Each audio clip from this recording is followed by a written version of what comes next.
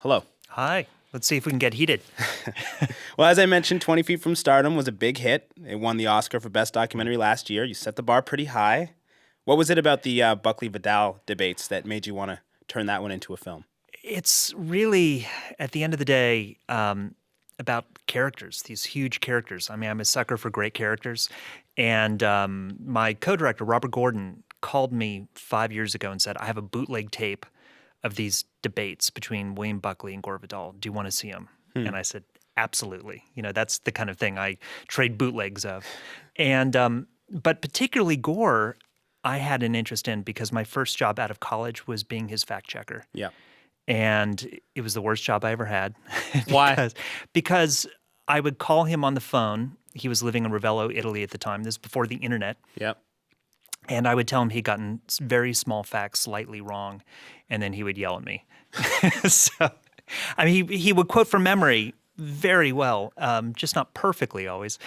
And Gore was just a thorny person his entire life, but a brilliant mind, a great writer, and somebody totally fascinating. And I knew him pretty well. Buckley was somebody like most people of my generation we saw on Sundays, watching with our parents Yep. on TV. Firing Line was the TV show he had for 33 years. And but I didn't know anything about him really other than his unique persona on TV and his politics. So he was kind of a revelation to me too, because he's a complicated guy too. And back in the 60s and 70s, these were huge pop culture figures, Buckley and Vidal. Just to set the scene for those who may not be familiar with them, could you say a bit about who they were Sure. So in culture? yeah, I mean, William F. Buckley had this TV show, Firing Line, for 33 years and was kind of the leading proponent and, promulgator of right-wing politics, of kind of the right-wing politics we know of the Reagan Revolution. Yeah. So he started a magazine called the National Review. He had written his first book, God and Man at Yale, which was kind of a revolutionary book of the right, just a couple years out of having attended Yale, and was really one of the kind of proponents of that new, I guess, kind of Goldwater republicanism, the new harder right, driving the moderates out of the Republican Party. We don't even know what moderates are in the Republican Party anymore. And we have Buckley to thank for some of that. Gore was a playwright. He was a screenwriter. He was a novelist.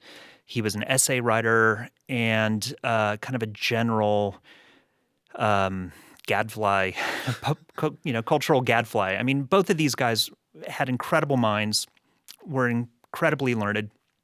They were born the same year. They both went to prep schools in New England. They both had these kind of strange mid-Atlantic accents that nobody knows where they came from.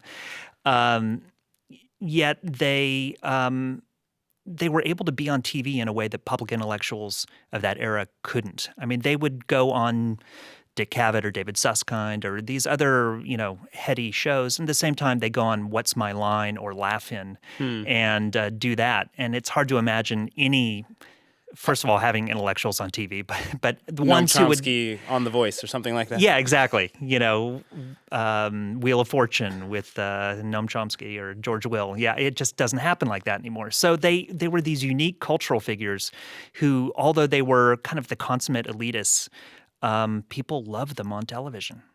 And how did they perceive each other? They thought each other was pure evil. Dangerous. Dangerous, in fact. And on kind of two different levels. I think politically, they saw the other as the embodiment of everything that was wrong and going wrong with America at the time. This is 1968 when they had this series of televised debates on ABC. And the country, of course, was coming apart at the seams. And, Vidal saw Buckley as the embodiment of the old conservative corporate white world. And Buckley saw Vidal as the hedonist radical who wanted to overthrow the government. And they were right. But what's so interesting is they had, such similar backgrounds that beyond their political differences and seeing the other as the embodiment of everything they disagreed with, I think on a weird personal level, kind of something that a psychologist could write a book about, they thought that the other person could see in them the insecurities they harbored and could expose those to the public. Saying there was something Interesting. about the other where they were each other's perfect bête noir and brought out that insecurity, which meant it brought out that fear and lashing out at the other. And how did these televised debates come about? Where did the idea come from? So it's hard to remember this, and this is before my time, but it's part of the story that we kind of came across as we were making it, which was ABC News Yep. was the ABC was the third network by far at the time, and they couldn't afford to do gavel-to-gavel coverage of the conventions in 1968, of the Republican Democratic conventions, because they needed to show things like I Dream of Jeannie and Bewitched and make money off of commercials. Yeah. And so they said, well, we need a stunt to get some ratings. So we're gonna call it unconventional convention coverage. And they went to Buckley and said, we'd like to have you be a right-wing commentator and debate. And he said, okay, I'm happy to do that. And they said, is there anybody you want to debate with? And he said, I'm happy to debate with anybody except for a communist or Gore Vidal. So I think the next call ABC made was directly to Gore Vidal, and they pitched him on it. And Gore was happy to take on the challenge because, as Gore said, the two things you never turn down in life are sex and appearing on television. Yeah. And they matched up. I mean, they had a long standing animosity that had started in print, then had played out in bits and pieces on the Jack Parr show and David Susskind's show. And what was interesting then was that Gore came into this really with a game plan to try and destroy Buckley on national TV. And that's where our film begins. They had very different approaches. So Gore came in to destroy him. He was very prepared, whereas Buckley had a completely different approach. Is that right? Yeah, I mean, Buckley was the consummate debater. Yeah. Somebody said the greatest debater of his generation, and could get by his wits in almost any situation. Yeah. Just by his pure way of picking apart other people's arguments and the way he spoke, except for Gore. I mean, Gore wouldn't let him get away with it, and Gore had done massive amounts of opposition research on Buckley. And this was one of those kind of great moments when you're doing a archival documentary, is I actually went through Gore's papers at Harvard and found all the files of the papers he had on his lap during the debates and found pages of pre-scripted insults Gore had made. Some very good ones that didn't make the air, but totally fascinating. I mean, Gore went in there looking for blood, and Buckley was not prepared. How would you describe the crux of their respective positions? I mean, the thing is, so much of it was personal.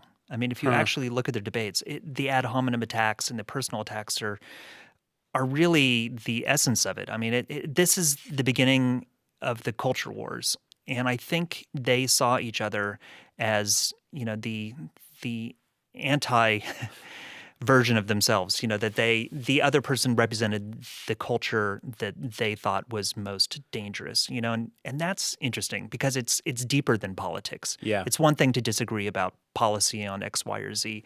They weren't really arguing about policy. They were arguing about your worldview, how you see everything is completely wrong. And they were attacking it by attacking the person. Yeah, it was incredibly personal. And again, I think that gets at this kind of psychological game they had going on with each other. It's strange. And the thing is, in 1968 and up until then, you just didn't see stuff like this on TV. I mean, now we see it all the time, so we're kind of numb to it. But TV and commentary on TV and debate on TV was very civil. TV was a place where Walter Cronkite was on saying, that's the way it is. And, it's people agreed all the time. And if you disagreed, you disagreed very civilly. So to go on TV and really start tearing apart another person was just kind of unprecedented. And it got huge ratings. And you could tell by how the moderator is reacting in those I mean, Howard K. Smith was the anchor on ABC News for many years, and during these debates, he moderated them, though I use moderating in air quotes here, because he was hiding in the corner. He didn't want to go anywhere near this. And it's interesting, again, because you watch TV now, the idea of a moderator or a TV host not talking for 5 minutes at a time or longer. I mean, now hosts don't go more than 30 seconds without interrupting. I mean, it's what they do. And just the fact that these guys were given space to talk. I mean, sometimes a Buckley sentence could last 60 seconds for one sentence.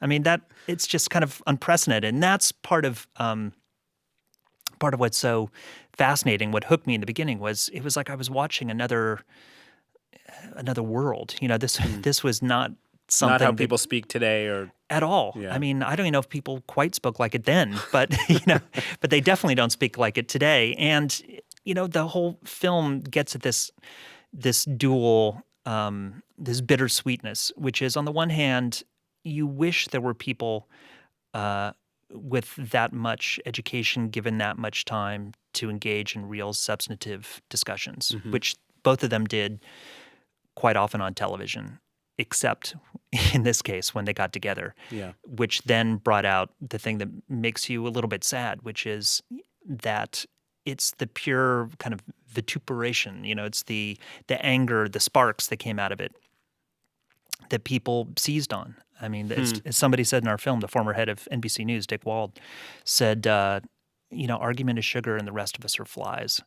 And that's sad, but it's kind of true. You can't turn away from the car accident. And now we have cable channels who are pretty much just all argument and none of the substance. I think that, unfortunately, is a lesson a lot of people took away from it, is you don't actually need smart people to argue with each other. Yeah. You just need people to argue with each other. Yeah, it's unfortunate that they seized on that idea rather than the idea that you can get two really bright, really hyper-articulate people representing different views. And yeah, it's not it's kind of a sad turning point. And what's interesting, and I didn't know this going into it, but it's something we got just from talking to so many people in news, was that this really helped change how news departments viewed commentary and debate, and that CBS introduced Point Counterpoint right after this as a segment on 60 Minutes, and that NBC started introducing debate and commentary, and that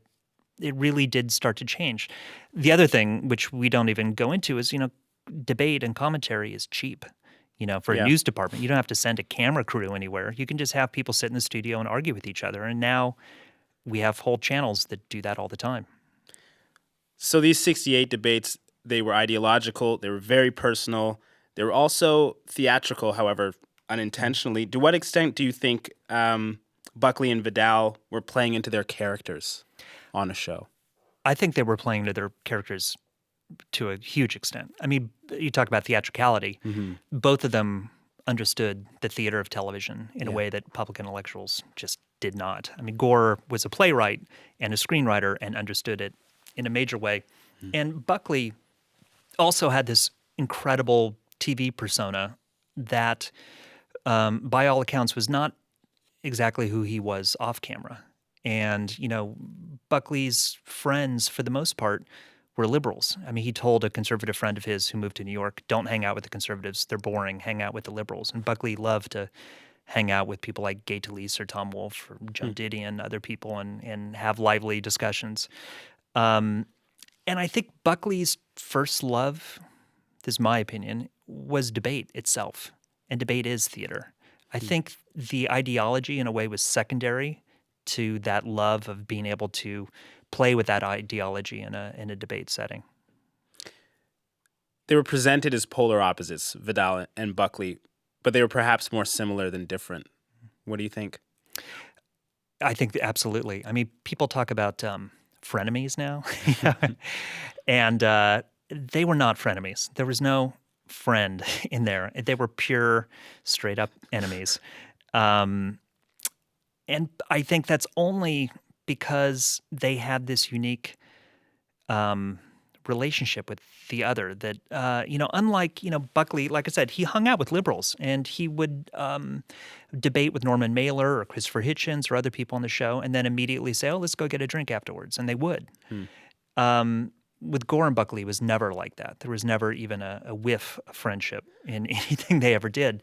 And I think it was really because they suspected that the other person could detect some element of insecurity they held deep inside themselves. I mean, it gets deep there, but I think that's really the key to it. And I wonder, if this was all happening now,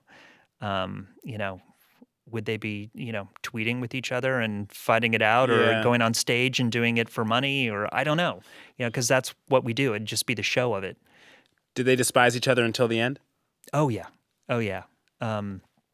So the other bit is, after they had these debates, they engaged in one of the longest lawsuits ever between two public intellectuals, and spent hundreds of thousands of dollars, and went on for years. And they sued themselves over the debates and over articles they wrote about the debates, and it stayed very bitter till the end. Though I feel, I will say on Buckley's case, it was less bitterness than just kind of shame or sadness around it. I think he felt like he had really lost his cool, and Buckley for decades was the king of cool on TV. He never lost his cool, and I think that was something that bothered him. Gore, I think, thought that this was one of his great achievements that should be talked about all the time. And in fact, when Buckley died in 2008, a few years before Gore wrote one of the most scathing obituaries I've ever read. Kind of, you don't speak ill of the dead, but Gore never got that memo. I mean, it's savage, but that's Gore. Gore was that to the end. You mentioned how you saw our present-day cultural divide in that story from 1968. How relevant are the Buckley Vidal debates today? I mean, it's funny because when we started making film, people kept saying, is this relevant? Do people care? And we kept saying, yes, yes. And now probably the most common comment we get is, I can't believe how relevant this is. That it's completely kind of informed how we have the media landscape we deserve. I mean, it's what we end up in these kind of communities of concern where we listen to our own opinions. I mean, this is, to me, one of the dangers of what we've left behind by having a common meeting place for people of truly different opinions, is that we don't agree not only on opinions, but we don't even agree on facts anymore, because we tend to get the facts we want rather than some kind of agreed upon set of facts. Yeah. And what the media has done is allowed that to happen. I'm just the way the media and technology has allowed that to happen. And it's not that good things haven't come out of that too. I just think it's something we should be talking about and addressing. And, I would love to see more real substantive debates between articulate thinkers on the left and the right. I mean, I think everybody is kind of craving that, because exactly like you said, I mean, we all know now even that our information is getting filtered, and we're in these little silos of thought. Discourse is definitely suffering. So I thought it was particularly relevant, this film. Yeah, I think so. And I think, I mean, it's never going to go back to what it was, nor should it, but at least I hope this film opens up some discussion about that. And I'd love to take this on the road and have some debates, and take it to schools and have students debate, and just trying to kind of get the civil discourse back. Awesome. Well, I think that it's certainly, that would be certainly useful, and it's definitely relevant to today. Thank you very much, Morgan. Thank you for having me.